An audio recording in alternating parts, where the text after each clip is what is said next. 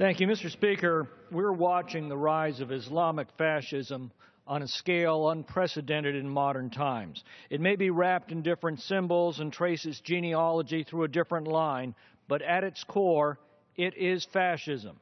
Listen to its virulent anti-Semitism, the explicit promise of genocide against Israel, the utter rejection, indeed disdain, for fundamental principles of democracy and human rights and justice. There can be no doubt what is happening. European fascism might have consumed all of Europe except for one gritty holdout.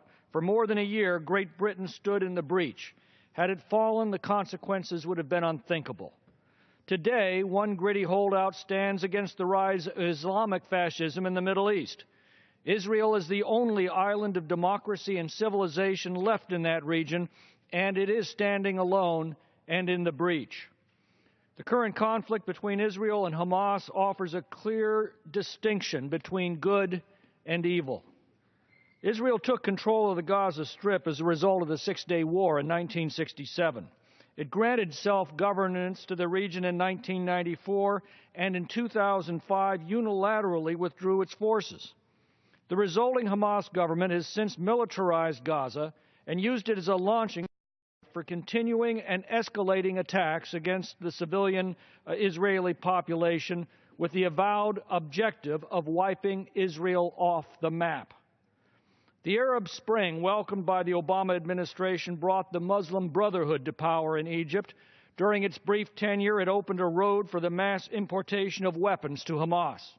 These weapons, and others smuggled in by sea, were strategically placed in schools and hospitals and fired upon Israeli cities without provocation. As Churchill once said of Britain, Israel did everything it could to secure peace. Perhaps it did too much. The result was thousands of rocket attacks and many terrorist incursions by Hamas aimed solely at the civilian population. And Israel finally did what any civilization must do under such circumstances. It finally fought back. Hamas has deliberately staged its attacks from hospitals, schools, and mosques, using children as human shields, leaving the Israelis the Hobson's choice of enduring the killing of their own population or taking out the instruments of destruction that are deliberately sited in schools and hospitals. They've chosen to defend themselves. There's absolutely no doubt of Hamas's objective and that of its allies. They've been crystal clear and unwavering on their intention to destroy Israel and to kill every Israeli. They seek to eradicate the Jewish homeland, whose history in the region stretches back more than 3,000 years. Their allies have been intent on annihilating every Christian and Jew in the Middle East, and they are well on their way toward achieving this goal. It would be the height of naivete to believe that it will stop.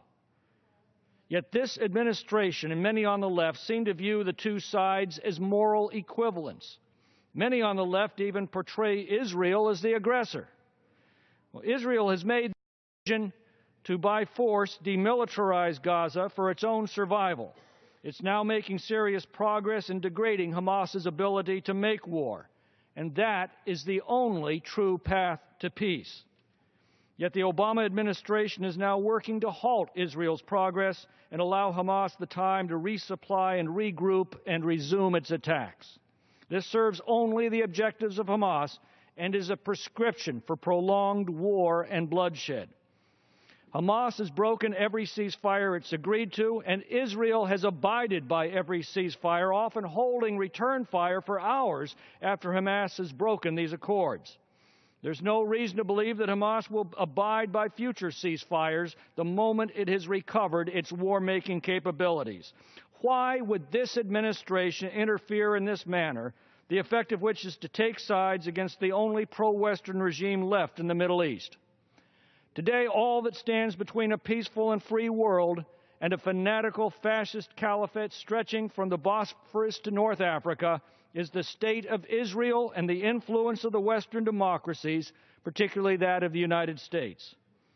In 1929, Churchill warned of Britain's irresolution in the Middle East. He said, "Any appearance of lack of willpower on the part of the British government or of lack of confidence in its mission in these countries blows like a draught of air on the dull, fierce embers." Mr. Speaker, at this perilous hour, let us not repeat the mistakes of history. I yield back. The gentleman yields back. The chair recognizes the gentleman